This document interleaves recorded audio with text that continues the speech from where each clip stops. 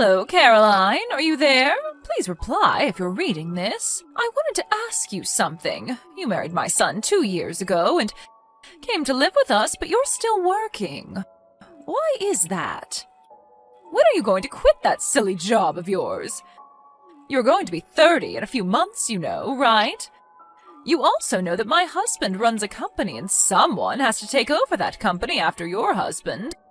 I suggest you start getting busy bringing a new member to this family. A male heir who will take over the company one day. Have you even put any thought into having a child? Besides, I sure would like to see a grandson soon. Good morning, Mother. I think I mentioned this numerous times, but the person that will take over as the president of your husband's company will be determined on merit. That's how your husband wants it. He's not going to have a family member just take over because this person is a relative.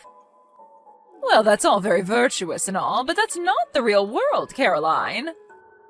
In reality, my husband's company has been run by 3 generations of this family. It's been handed down from father to son for generations, and our company has profited because of it. Merit alone will not suffice. There is a little thing called tradition, which you seem to be lacking, Caroline. It has already been decided that your husband James will eventually take over as the next company president, and after him, his son, my grandson. Yes, well, tradition is all very good and all, but times have changed, Mother. I'm not saying it's wrong. If the person taking over is competent, whether that be James or someone else, I'm all for it. Will you stop contradicting me? You always find a way to refute everything I say. My husband has informed me that you are a very competent and reliable employee, but your competence and this issue are completely different. You are in no position to determine company policy. You're just another employee. I suggest you keep your nose out of it. I think that applies to you more than it does to me, don't you think? Pardon me? The person that will be promoted to that position concerns all the employees, and that person's decisions affect us all. You've never in your life worked at your husband's company. It seems obvious that it's you that has no right to decide who becomes the next company president or any other position. How dare you? How could you say that? I'm this company president's wife, for God's sakes. I certainly do have the right. Yes, I'm quite aware of that, but that makes no difference whatsoever. Makes no difference? Have you lost your mind, Caroline? I'm in possession of all my faculties, thank you. Do you really think that just because you're the president's wife that you can make such an important decision? Well, I have the right to. Just doesn't seem logical to me is all. This is getting nowhere. All you have to do is just stop complaining and work on giving us a grandson so that someday he will be able to take over this company and continue this long-established custom. If you have time to spurt such nonsense, I suggest you use your time more wisely by having a child. Right now, I'm giving my work priority above all, and I've talked long and hard about this with Jim. Pardon me? I know you complain to Jim about this matter all the time, and he gets irritated because you're so bull-headed about it. But could you not take that frustration out on me? I have other things to worry about. Jim said that? I wasn't trying to be difficult or anything. Just so you know, Mother, Jim is sitting right next to me and seeing this entire conversation. What? Are you serious? Why didn't you say so before? You better be ready for a line text from him later on, and it won't be a very pleasant one, I can tell you that. You tricked me into this, didn't you? You had him sit down and witness this conversation. How could you? Even if I denied such an absurd allegation, you wouldn't believe me, so what can I say? This is getting really exasperating, Mother. I really have to go. Goodbye.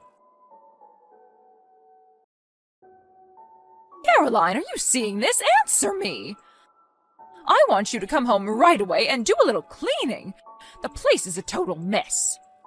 You married into this family and you live in this house. You have an obligation to do some of the chores. Sorry, Mother, I'm still at work and I have to do some overtime tonight. Got a project to finish up. Sorry. Are you serious? My husband left his position as president to become the chairman. There is not much time left for you to get to work conceiving a child.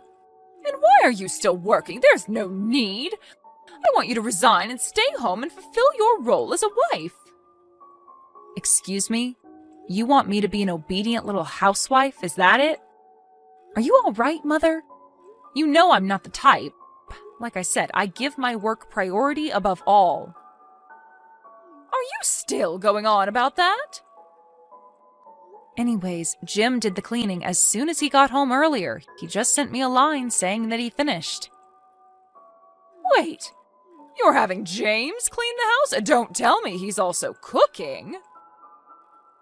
Yes, sometimes, anyways. We're not even living together anymore. How could you even know the place is a mess? We both share household chores. When he's busy, I do the cleaning and cooking. That's what we agreed on. I don't need you telling us what to do.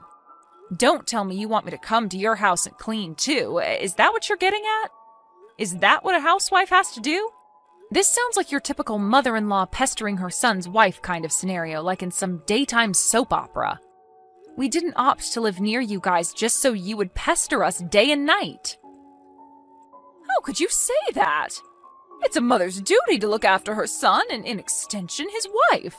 To pass the experiences of being the wife of a company president. I'm sorry, Mother, but before you start with all the same old hot air again, I received permission from Jim to respond however I saw fit. Just so you're aware. Jim gave you permission? And what's this about hot air? Also, I'm going to be pretty busy with this current project, so if you send me any messages that sound like the same old spiel, well, I'm simply not going to respond. Wait, what? So you're just going to ignore me, is that it? Yes, I already got Jim's permission to do it. Jim would never allow such a thing. I better have a talk with him about this nonsense. I really can't have you interfering with my work. We're in a crucial phase now, so I would appreciate your cooperation, Mother. You really know how to anger someone, Caroline. Yeah, well, whatever. How could you just ignore your mother-in-law, for Christ's sake? Always giving your work priority and shunning your responsibilities at home. What kind of a wife are you, anyway? I will make you listen and obey me, mark my words, Caroline. You'll regret talking to me that way. Mother, have you gone totally nuts? Why did you go into our house without permission? And why did you change the locks? How do you expect us to get in? Are you trying to lock us out of our own home? Do you realize what you're doing, Mother? And besides, where the hell did you get a spare key? I never gave you one, and neither did Jim. I simply took my son's key and had a spare made down at the mall. Hold on a second, Mother. You had a spare made without us knowing? Yes, when he visited us last month, I saw his key case on the kitchen table. And when Jim and my husband were watching that football game, I drove down to the mall and had a spare made. He never knew it was missing. You just went and made a spare key to our house? For what, may I ask? Yes, that's because you two would never give me one. Jim promised he would when you first moved in. If I don't have a spare, how am I supposed to go over there and check the place and see that you're doing your duty properly? Mother, do I really have to explain? Stop right there, Caroline. If you want to enter this house again, I suggest you admit that you were wrong and obey my every demand. I want you to pledge that you will never disobey me, the mother of your husband, the current company chairman. And you mustn't forget that I'm the current president's mother. I want your solemn oath that you will never, ever again defy or refuse to obey your mother-in-law. I want your word or you're not entering this house. Wait a second. Did you just say the current president's mother? I'm not sure I understand you. That's right. Why is it so surprising? Just leave company matters to the current president. That would be my son, and focus on conceiving a child. You're the president's wife. There's no reason for you to work. Do as I say, Caroline, or there will be consequences. If you're so dedicated to your job, well, you can continue, but that means you'll have to divorce my son. And that's final. Oh, okay. So that's what you want me to do, huh? You want me to just resign from this company? Am I understanding you correctly, Mother? That's exactly what I'm trying to tell you. Have you finally gotten that through your little head? There are plenty of other employees that can take your place. That's what a company is for. You work, and when your time comes, you retire to raise a family. It's the normal course of things. Simply just resign and focus on bringing us a grandson. That's your role. It's about time you learned that, Caroline. Oh, okay, Mother. That means we'll just have to see the demise of this company, I suppose. You're joking, right? The company won't go under just because one of its employees resigns. You hold yourself in too much regard, my dear. Mother, you never fail to astound me.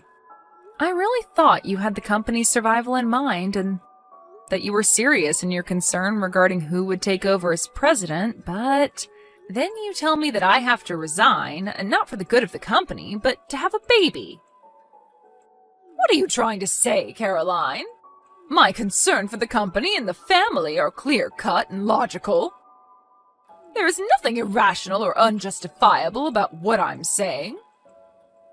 Oh, but it is completely irrational in my opinion. Okay, so if you think what I'm saying is so irrational, then explain that to me.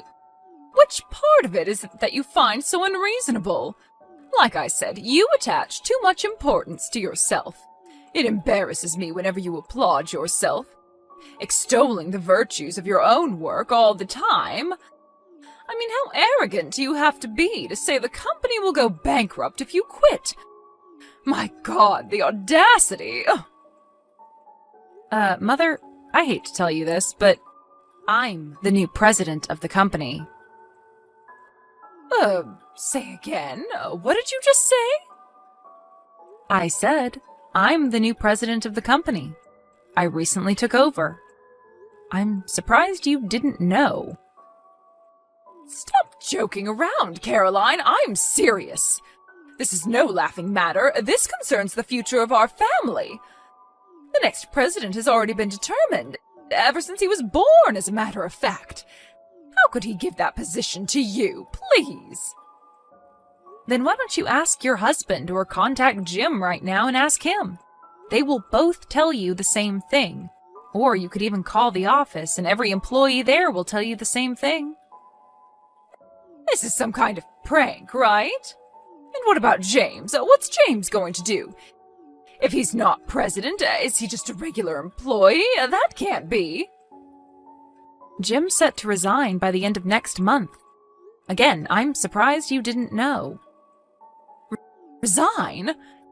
You're saying he's going to quit the company? Yes, he says he has other objectives, so for now he'll work freelance and see how things go. Freelance? Meaning he's not even going to be employed by a company? Yes, for a while, I guess, after which he says he will eventually start his own company. Start his own company? But why can't he just take over this company? Why would he start his own? Don't tell me you don't even know about that. I thought for sure you would know that. I didn't realize there was such a lack of communication in your family. Jim said that when he went to visit last time, he brought it up several times. He did? I never... He told me that your husband and Jim discussed this possibly years ago. Jim wanted his advice. After all, your husband built his company from scratch. Who better to get advice from, right? Huh? Really? And this was all before Jim and I got married. Neither my husband nor Jim mentioned anything. Oh, and as a side note, as for being selected as president of the company, Both Jim and his father were explicit in their decision that I keep my business matters separate from my personal ones, meaning even if I became president, it would not affect our personal lives. And this decision does not mean that because Jim was not selected as president that I stole it from him. Please don't get that idea. Why wasn't I told about this? This is important. My husband nor Jim gave any clue as to what was going on.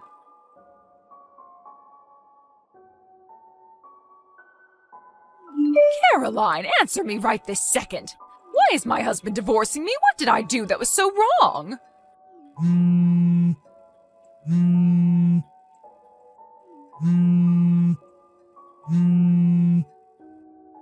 Ever since you arrived, this family has gone totally haywire. You ruined our family, Caroline. And why did Jim throw away the opportunity to become the president of his own family business? And now he's a freelancer? Why? And my husband, he didn't lift a finger to stop him. As a matter of fact, he encouraged him to quit and become a freelancer.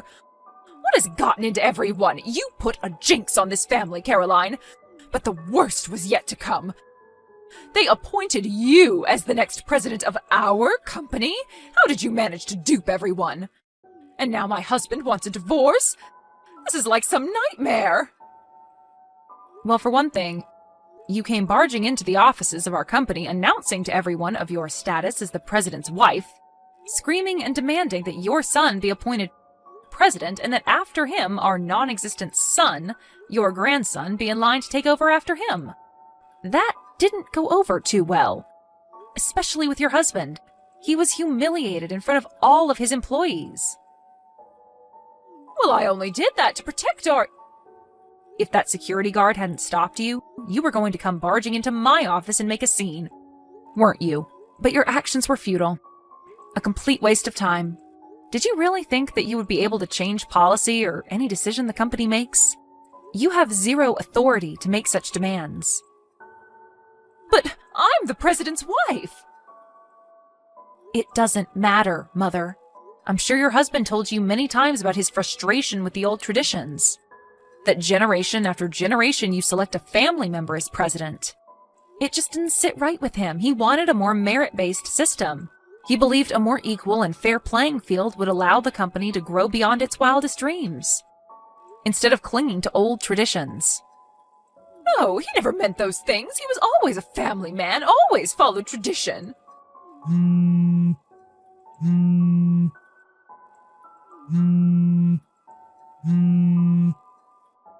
Please, Caroline, talk to my husband and ask him to rescind this silly divorce. He doesn't need to do this. I'll change. Please convince him. I really can't do that, Mother. It's really not my concern. Why? Why can't you at least do this little favor for me? Please, Mother, work it out yourself. I have nothing whatsoever to do with your marriage. It's kind of late. I have to get some sleep. Goodbye. Please, Caroline, help me. Okay, I'll give you my blessing. How's that? I give you my blessing that you become the next president. Will you then help me in return? And about who will take over after you, well, I'll leave that up to you and James. You two can make that final decision. I won't interfere at all. What do you say, Caroline? Please? Please convince my husband to think it over. Please? Caroline, are you still there? Please don't cut me off. Please, Caroline, I need your help. Actually, my father-in-law told her that he was considering me as the next president, but she just wouldn't listen. Her mind just seemed to shut down whenever he brought up the subject. She couldn't accept the fact. The only thing that was on her mind was that her son was destined to become the next president, and that the wife would have to stay at home and have babies. Eventually, I was appointed as the next president, but that fact never entered my mother-in-law's mind in the slightest. Her son was the only person in the world that would be appointed, and that was that. There was no convincing her. She was so programmed by her self-delusions, a form of self-hypnosis, if you ask me. It was probably in that state of mind that made her barge into the office and cause the embarrassing scene in front of all those employees. My father-in-law was so infuriated by the incident that he began to question why he was even married to her. which eventually led him to file for divorce. After the divorce went through, she received a comfortable settlement and returned to her grandparents' home back east. But her spendthrift ways as the president's wife never really waned, and her savings quickly diminished. Her grandparents were worried that she would next target their meager savings and pension, and quickly cut ties with her. I heard she was living all alone in some beat-up apartment downtown doing various part-time jobs to make ends meet.